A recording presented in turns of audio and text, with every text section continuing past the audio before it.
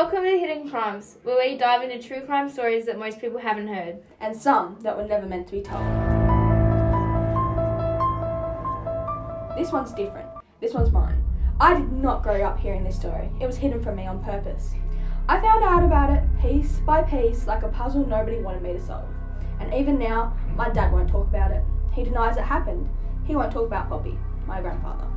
Robert MacArthur masterminded one of the most overlooked heists in Australian history, the Transworld Diamond Heist, a 3 million gem swindle pulled off in Sydney's Double Bay, and it wasn't your average robbery. Before the diamonds, there were drugs. In 1977, Robert MacArthur was arrested for possession and selling of heroin, but he was let out on bail, then disappeared. He was already wanted by the police. Then 6 years later, in 1983, the year my dad was born, he resurfaced under the alias Colin Richards when he bought Transworld diamonds. And that's when things got interesting.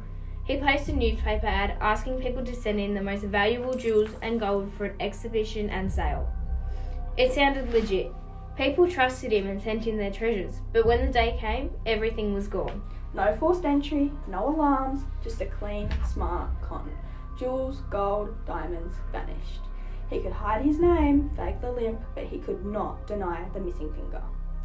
Eventually, Robert MacArthur was arrested and sent to jail. He then pleaded guilty to conspiring with others to defraud the public of diamonds, gold, and other jewellery. Judge Heron said the swindle was one of the most blatant frauds in Australian history, but it didn't end there. His two accomplices, out on bail, tried to hire someone inside prison to kill him. They knew that he ran them out. It became personal, not just about the heist, but about survival and betrayal. In 2024, my stepmom finally shared the full story with me, or at least what she knew, which wasn't that much. After that, I had to dig deeper myself and piece together the rest. Just 5 days after that, my pop passed away.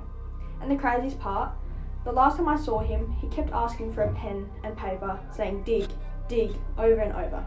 I can't help but wonder if he was trying to tell me something. Not all of the stolen goods were ever recovered. Maybe there's more to the story, something still hidden. This was more than a heist. It was a scheme built on trust, lies, and survival.